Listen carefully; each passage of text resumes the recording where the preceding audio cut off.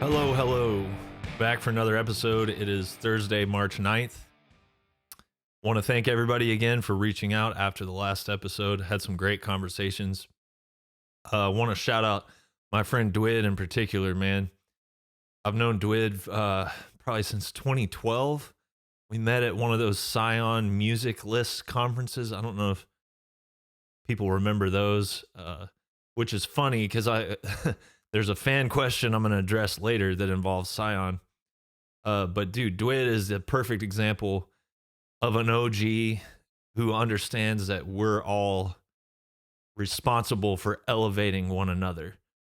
Talk about a dude with an abundance mindset versus a scarcity mindset. So shout out Dwid. Love you, man. Had some great conversations with some of y'all after that last podcast. It's a weird thing to talk about, but I'm glad I did it, you know.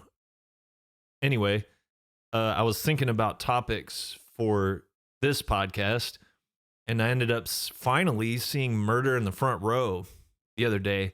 I don't know why it took me so long to check that out. It was killer.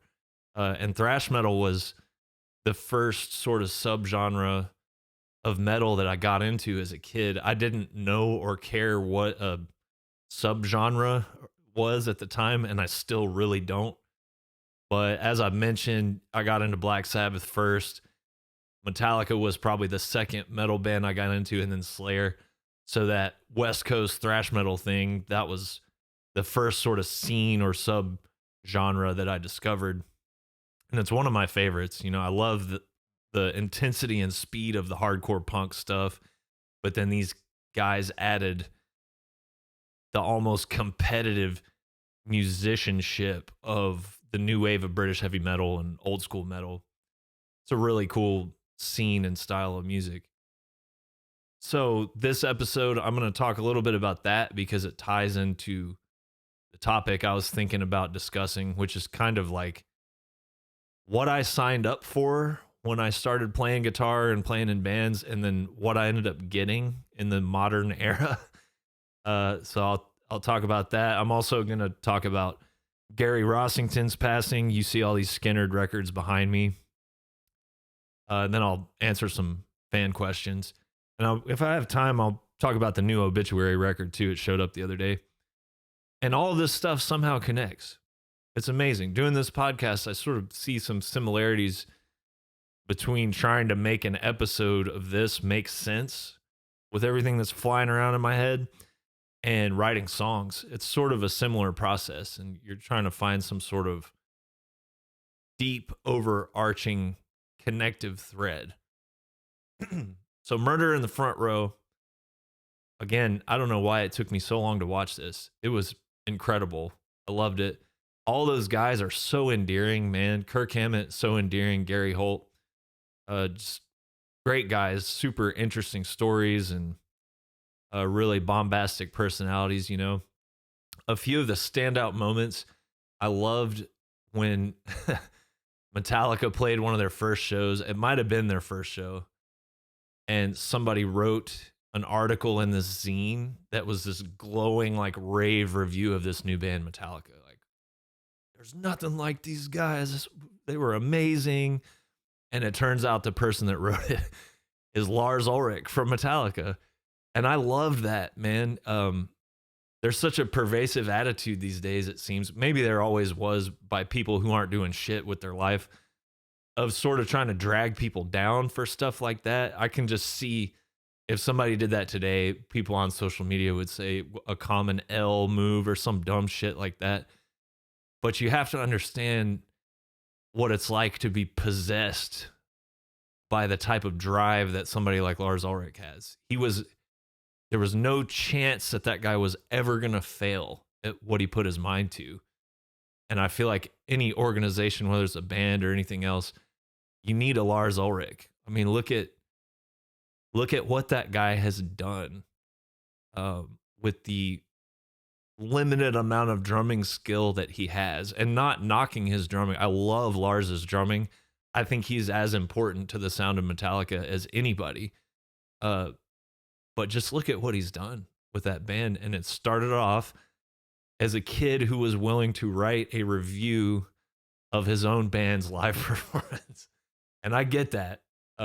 He probably wouldn't do it today, and I wouldn't do anything like that today, but it's really endearing to me uh, to witness somebody being so dedicated and driven when it comes to their dream. You know, another standout moment. Last episode, I was talking about planting seeds, and there was a story on Murder in the Front Row that I had never heard before. I knew the story of how Metallica played Day on the Green or whatever, uh, and trashed everything. I didn't hear the part where Bill Graham had James Hetfield come back the next day and sort of give him the speech like, look, I can see where you guys are headed. I've had this same conversation with Keith Moon and the same conversation with somebody else. I forget who, people who had died of overdoses and shit. And he sort of told James, like, you need to get it together, man. And good old Hetfield manned up and helped sort of clean things up, and said that that really stuck in his mind. And if you guys don't know who Bill Graham is, he's maybe the most legendary American rock promoter. I mean, he worked with everybody. That, I think by that point in the 80s, that was sort of the tail end of his career. But he had just worked with everybody in the Bay Area, booking shows. So that was a cool moment. Hearing Kirk and Gary Holt talking about what it was like growing up in the East Bay with the boredom. Kirk was just kind of talking about there wasn't enough to give them a sense of purpose and to keep them occupied. So they had to sort of create their own fun and their own activities. And he talked about falling in love with UFO and then wanting to play guitar. And then he showed Gary how to play guitar. But just that sort of boredom, he said it was like kind of a redneck area. That reminded me so much of growing up, getting into music in the late 90s and early 2000s. That's the topic that I was going to discuss. Unfortunately, I'm technically a millennial. I fucking hate millennials. I definitely relate way more to people in the Gen X age range. Maybe because I was raised by my grandparents. I've always just sort of felt older than I am. I had to mature pretty quick, just because of stuff that I was dealing with as a kid. But so being a millennial, I am right smack in the middle of the last generation to know what the world was like pre-internet and pre-social media. And it was a totally different thing getting into music then. And when I was hearing Kirk Hammett and Gary Holt talk about getting into music and the tape trading and keeping themselves occupied, it really hit home, and I identified with it. Probably a lot of you that are listening to this are my age or older, so this will either be redundant or hopefully a little bit nostalgic. But if you're younger, it was just a different thing. They talked about, mowing yards and saving up money to go to the record store or go to practice or whatever. I totally feel that. There was no streaming. As I got a little bit older, people started figuring out how to use the internet, and there was Napster, which then was sort of replaced by LimeWire and different stuff like that. But when I was first getting into music, you just had to sort of take a chance, and you would take money that you earned and gamble it, essentially. If you saw an album cover that looked cool, or you had one way that I would find out about bands is I would look at people's t-shirts in magazines. So I would look at Phil Anselmo's t-shirts or Max Cavalera's t-shirts or James Hetfield's t-shirts in photo shoots. I mean, it was that primitive, and there was no scene in the town that I grew up in. It was a somewhat small, mid-sized Oklahoma town, lots of conservative Christians and that sort of thing. I just happened to see Black Sabbath on VH1 one day when I was about 12, and that took me down the rabbit hole. I went and got some Black Sabbath CDs, like I mentioned in a previous episode, and there was this guy probably in his 20s at the CD store at the mall who, thank God, was into metal. And that guy sort of helped me out. As the internet sort of became more of a thing, I would I would go on Amazon back in like the early days of Amazon having CDs and stuff, and I would look at bands that I liked, like In Flames, and scroll down and see, customers who liked the Jester Race also liked this, this, and this, and that would lead me to like Children of Bodom. I'm like, shit, this band sucks. Or Opeth, or I would see Opeth in Guitar World magazine. I had a subscription that would literally show up to my house. There was no Facebook, there was no MySpace even at this point. I know eventually MySpace sort of became the place where you would create a band profile, and it seems silly now, but in the early mid 2000s, MySpace was the way to get your band out there, book tours. People were putting all this effort into half-ass even like learning how to code to make their MySpace look all cool. And you had this thing called the top 8 where you would put like your top 8 favorite other MySpace pages. So if you were a band, it might be other bands that your band members played in, or bands that you had played shows with or toured with. And it all went away. All of that, online marketing and branding stuff that people thought was important, and that online networking went away. And that got me thinking about, like I said in the beginning of the episode, what I signed up for when I picked up a guitar versus what I'm getting. I have only ever cared about writing songs that I love, playing songs that I love, recording, touring, that sort of thing. And that's all there really was when I started doing this. You could do interviews and stuff like that. Nowadays, it's sort of become you have to do all this other stuff.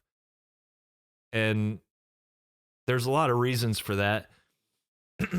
I remember at some point, I realized CDs were $20, $19.95.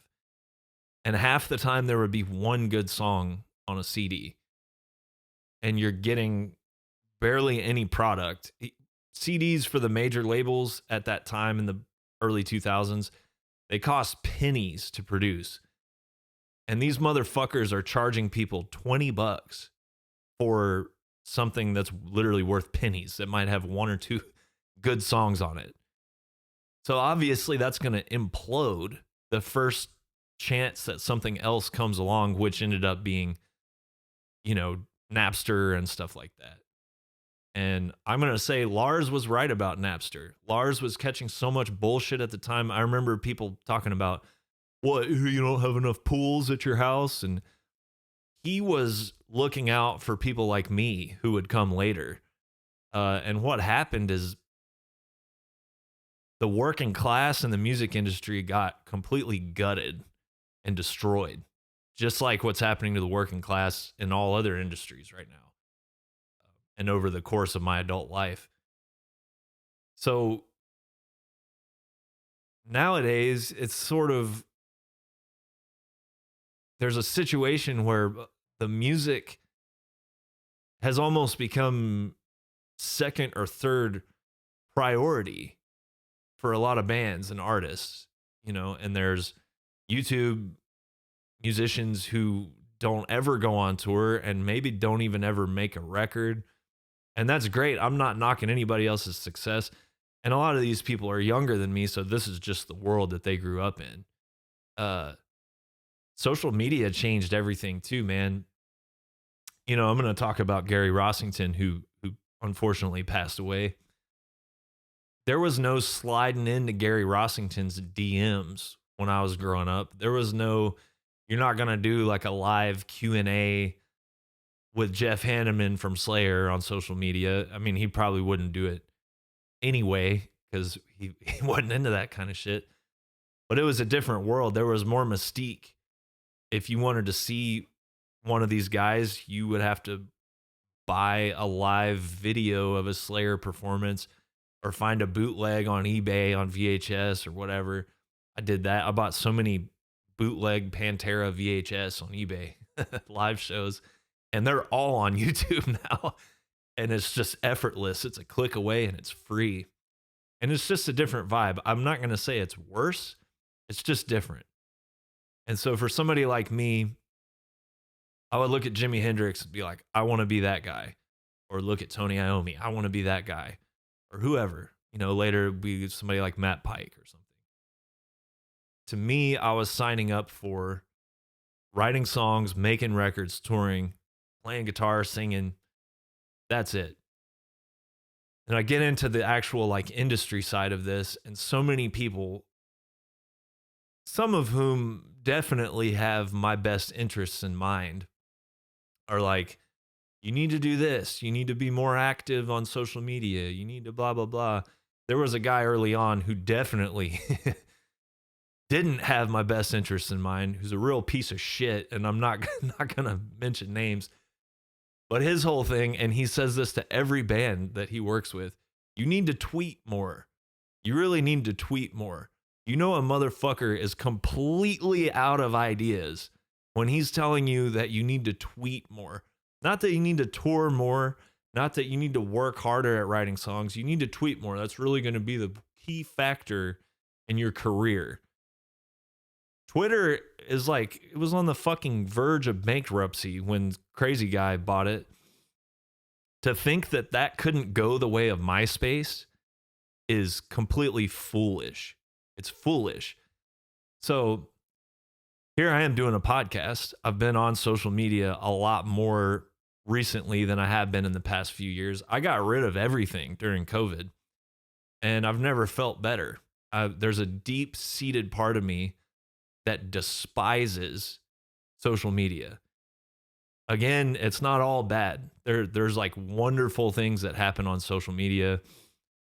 People getting exorbitant amounts of money on GoFundMe to treat some sort of illness that our society is too fucked up and sick with, like late stage capitalism, to be able to help them. You know, they can go to social media and get their shit taken care of. That's beautiful. There's all kinds of cool stuff that happens on social media. At the same time, I feel like it's making people these short form versions of communication and interaction, and this like robotic, impersonal, inhuman sort of interaction that we have is making people more shallow and lazier, like physically and intellectually. So it's really hard for me to look at social media as a positive, to be honest. That being said, I'm the type of guy that I'm willing to listen to advice and try things. And people who do have my best interests in mind have said, you know, you need to like put yourself out there and figure out a way to do it in a way that's genuine. And so I have been doing that. I've been posting my record collection on Instagram. I even got on like the dreaded TikTok, which I'm still like, ugh. And I'm just talking about music. That's what I'm into. We have a record coming out later this year, as I've mentioned. I'm going to start posting more guitar stuff. I have a lot of content filmed and recorded, which is cool. I actually really enjoyed doing it. I did some stuff with Tom, some guitar stuff, some tutorials and stuff like that. But showing my hand fully and transparently, I'm doing all this as a means to an end to get our music to as many people as I can that need to hear it, that would like it and enjoy it, and who would hear our music and feel good the same way that I felt good hearing Black Sabbath and Metallica and Slayer growing up. If I see some sort of like tangible effect of, being more involved in social media, then sure, I'll continue to use it and figure out ways of doing it that I enjoy that are genuine to me. I do love doing this podcast.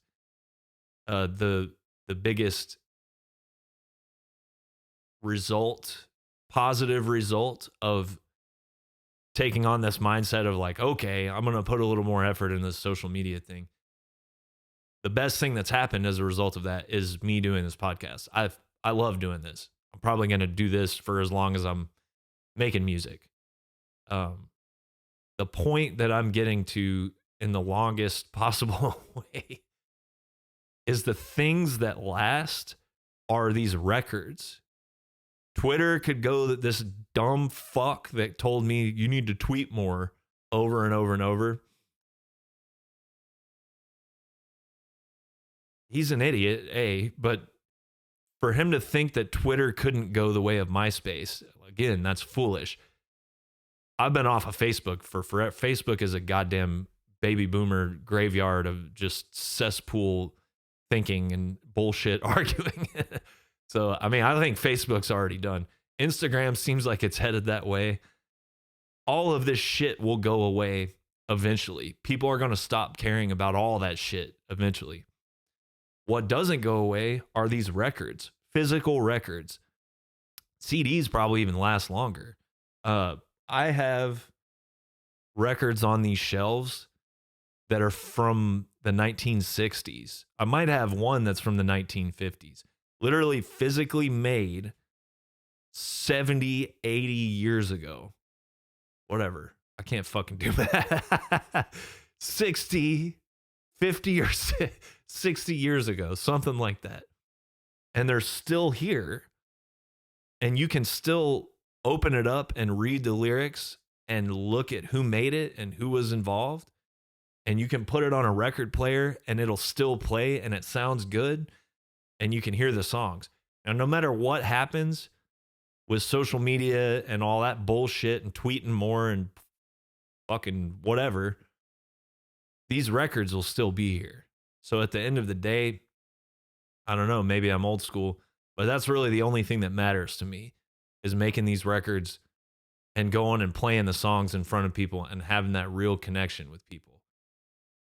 The records that I've made are literally going to outlive me physically. They might be in some corner of some garage or at a flea market or something, and people might totally forget about them, but they're going to be there in the physical realm long after my body is not. And that rules.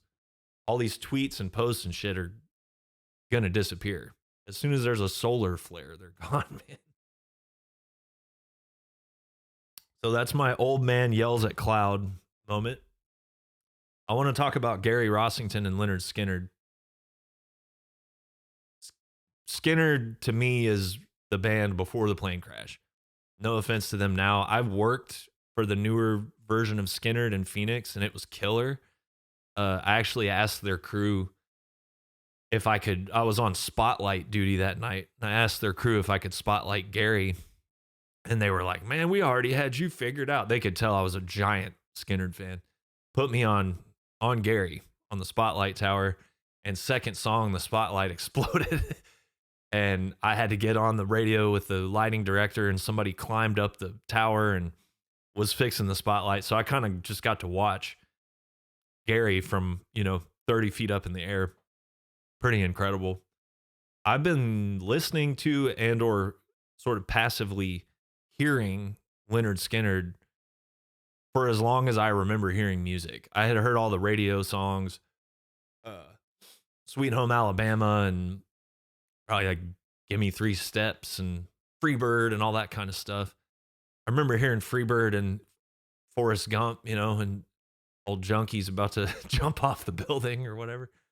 But when I was 8 years old, Happy Gilmore came out. And in the beginning of that movie, they're playing Tuesday's Gone. And there's some sort of emotional explosion that happened to me when I was 8 and saw that. Happy's raised raised by his grandma. I was raised by my grandparents. I was kind of like, huh, I felt some sort of emotional resonance with this character, even as a small child. And hearing that intro to Tuesday's Gone, they do more in that intro than a lot of bands do in entire songs. Uh, it's sort of driven by the guitar, but the bass is playing like a Thin Lizzy harmony to the guitar lick. And then you have this ethereal pulsing organ fade in. And honestly, when I was listening to that song the other day, tying this back into Bay Area thrash metal, well, first of all, James Hetfield made a post from the Metallica page, RIP Gary Rossington, talked about how Skynyrd was one of his favorite bands. Gary Holt did the same thing, and they were one of Cliff Burton's favorite bands. That intro to Tuesday's Gone, I can hear sonically, maybe not from a songwriting standpoint, but sonically, a seed for the song Orion, especially the organ coming in with that, ambient, ethereal sort of vibrato type of sound. Skynyrd's one of the best bands ever. Look at this behind me. If you're listening, I've got the whole discography here pre-Plane Crash right behind me. 1973 to 1977, 5 perfect albums and one of the best live records ever made. And when I say perfect albums, one of my favorite things to do on tour, if we know we're going to have a long drive, especially if it's in the South or headed to Florida or something, put every Lynyrd Skynyrd album pre-Plane Crash on a playlist and hit play. And at no point, for me at least, do I get bored or sick of it or want to listen to anything else. You can listen to those 5 albums straight in a row. There's not one bad song. There's one little moment of borderline redundancy on Give Me Back My Bullets, Same Old Blues, and Double Trouble. Those songs are a little bit similar. I think I would have spaced them out on that record. But across 5 full-length albums and a live record, to have one moment that barely sort of borders on redundancy, who else has done that? Nobody's done that, man. Watch the documentary If I Leave Here Tomorrow. The work ethic the guys had. Talk about being possessed. These guys grew up in pretty rough, some of them tragic situations. Gary Rossington grew up without a parent. That'll do something to you, man. That does something to you. A lot of really successful artists and musicians and entrepreneurs that have that in common. Grew up without a parent, or had I think in the Tom Petty documentary, Bono says something about like, if you're lucky as an artist, you grow up either without your mother or with a father who hates you. And I was lucky enough to have both. Say what you will about Bono, but that's a pretty cool quote. But yeah, that sort of tragedy and hard upbringing can produce some really spectacular results and some really driven, just explosively creative, chaotic people. And Lynyrd Skynyrd embodies that. They're one of my favorite bands of all time. Gary Rossington was 71. He was the last original member. And check that documentary out if you can find it. Should be on Netflix. Their practice regimen, everything, just unparalleled. So I'm going to answer some fan questions now. Here we go. Joseph. Joseph thanked me for sharing the journey about being sober. He said, I know the episode is the last time you wanted to talk about it, but again, I want to say thank you for letting us into that chapter of your life. That's the last time I'm going to tell that full story. If it comes up and I can talk about things that will help somebody, I'll talk about it. I think that's the last time I want to tell the whole like getting sober story. But yeah, I don't mind talking about that subject. Joseph said he's 17 years sober. Congrats, man. Hope you don't mind me sharing that. Here's his question. When getting ready for the last release Were there any covers you thought of doing but didn't end up choosing to do in the end? Yes.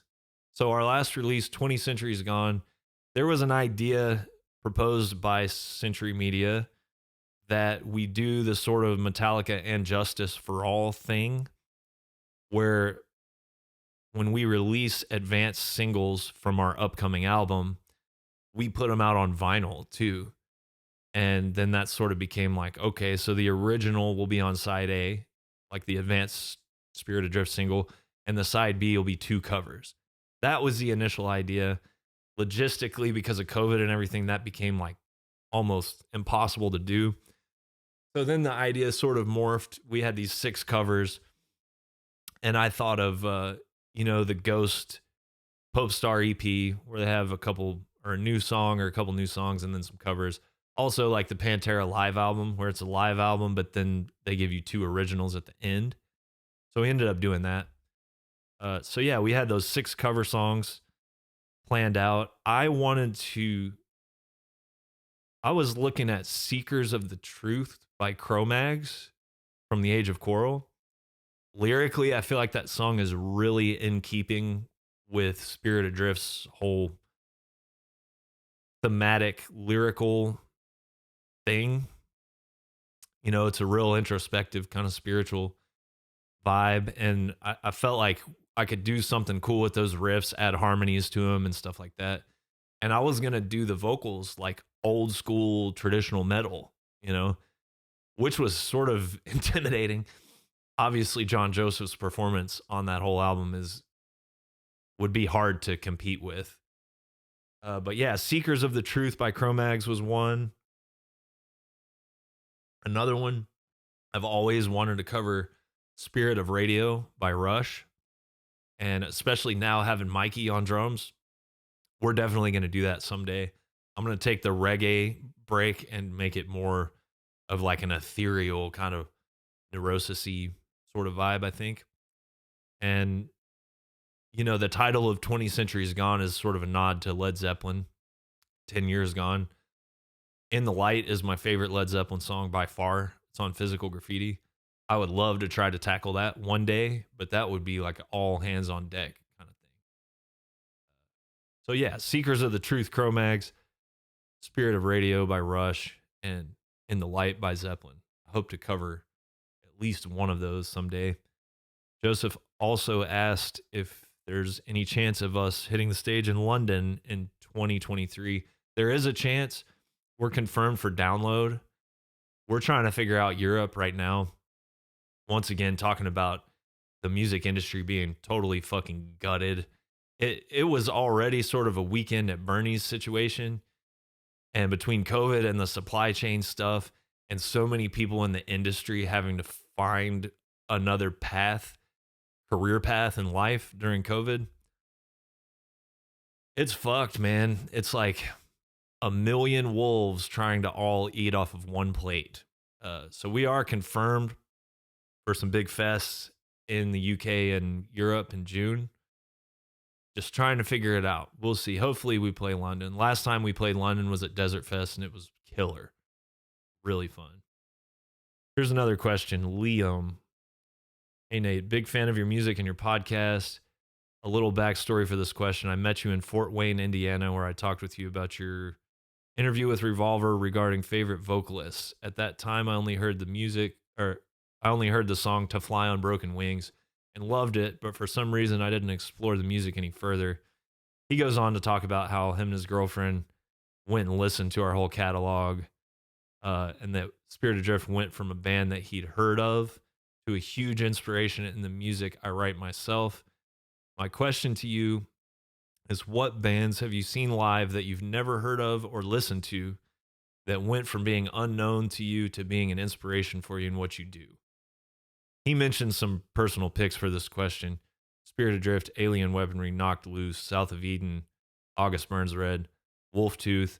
I should have shouted out Wolftooth on the first episode. They're from the Indiana area, and they're killer, man. 3 guitars, sort of channeling the same stuff that the Sword was channeling on their early stuff. Old school metal, great guitar harmonies, great vocals. And he also mentions Jamie Johnson. Dude, I've heard some stories about Jamie Johnson that fool would pull up to the Ryman in Nashville in a little single cab pickup truck with his own amp and his own guitar. This is after he's like already famous and hugely successful. Loads his own stuff in, plays, loads it back out, drives off. That's real. If you like Jamie Johnson, check out Tyler Childers. You'll love him. So this question, I was immediately transported back to the day after my 21st birthday, the very first Scion Rock Fest in Atlanta, Georgia. For those of you who are unaware of the Scion stuff, I mentioned it at the beginning of the podcast. They were putting on these festivals that were free, and it would be like every cool band that exists in the world. Scion was a part of Toyota. You know, it's a fucking car company. Makes no goddamn sense. I guess a couple of Heschers sort of infiltrated the marketing department or something at Scion. I believe one of these guys is now at Adult Swim or something. And I think one of them went on to do Riding Easy Records or Easy Rider Records, whatever it is. At the time, they had these corporate suits convinced that, hey, if we do these free fests and we make weird random releases for these bands and fund them and do vinyl and give bands money to go on tour, it's going to really help this company. And I'll never forget the first one. My buddy was like, dude, check out this lineup. I'll put a picture of it up probably right here.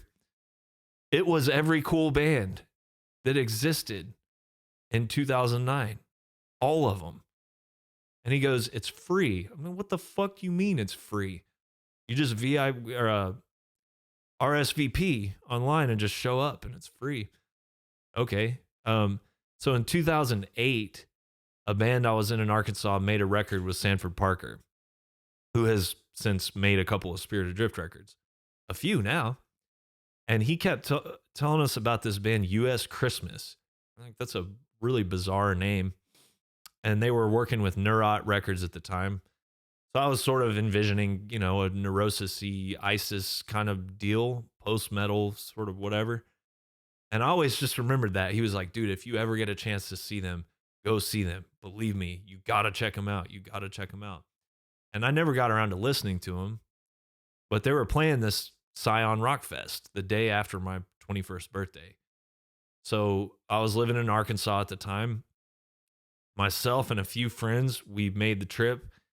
First, we drove from Fayetteville to Little Rock, crashed with my friend Amanda in Little Rock. Then we drove to Atlanta, had a hotel, went to sleep. I woke up in the morning and I had the flu. I was fucking sick as a dog.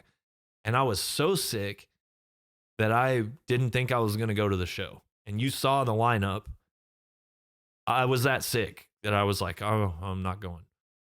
And fortunately, my friends, the gals in particular, were like, you bitch ass motherfucker. There is no way that you're here in Atlanta and you're not going to this show. So what do we need to do to get you to this show? And I was like, get a bottle of Robitussin and a bottle of Evan Williams. So they did. Drank the bottle of Robitussin, drank some of the whiskey, went down to the Masquerade. This is the old Masquerade in Atlanta.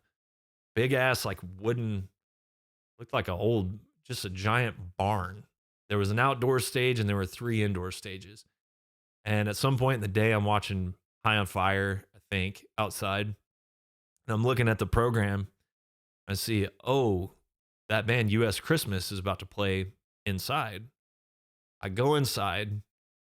I'm a bottle of Robitussin deep already. So it's like tracers, all that kind of shit. I go into this smaller indoor stage and this band has just started playing. And it is the most psychedelic, disorienting, insane, powerful live experience I've ever had, man. There are so many people on stage.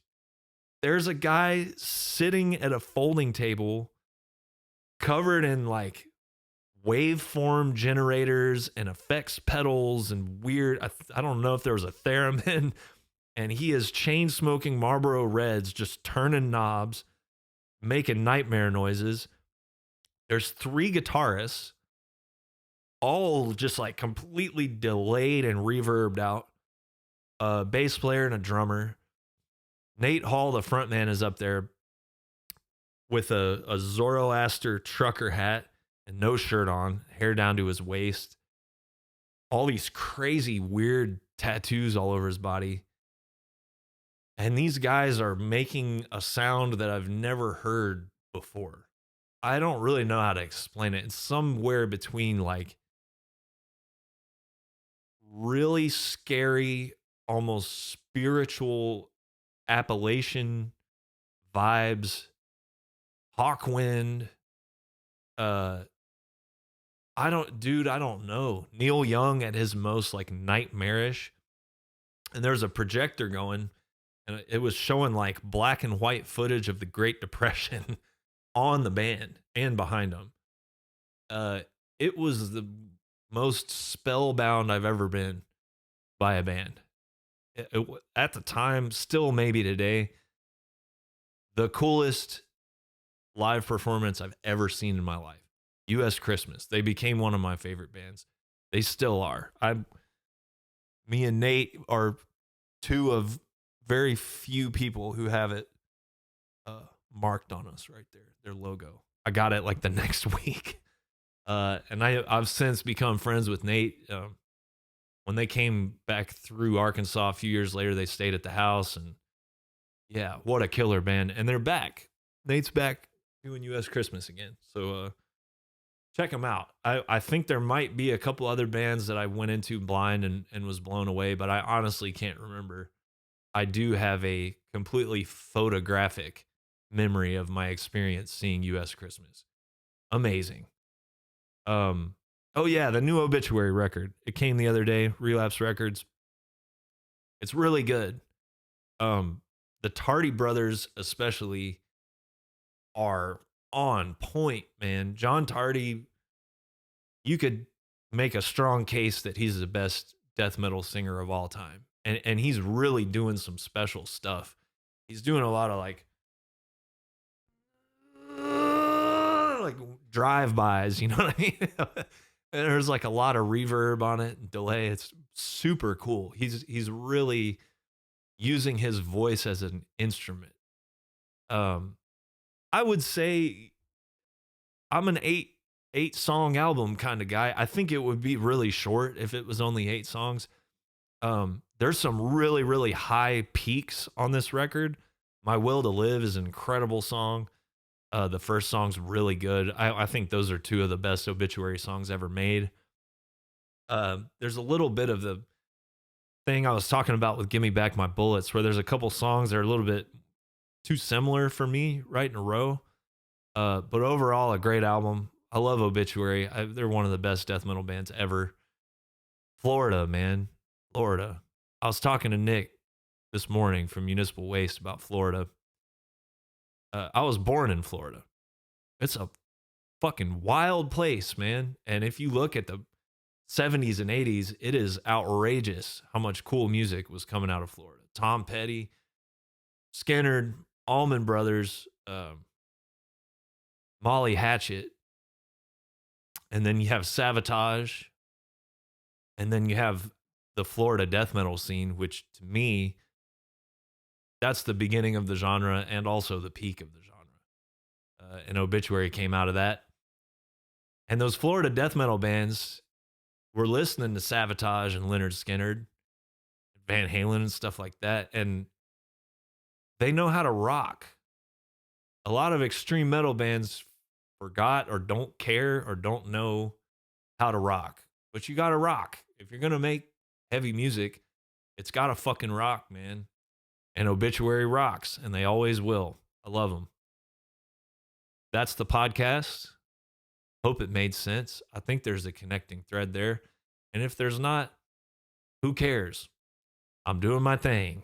Anyway, see you next episode. Thanks, guys.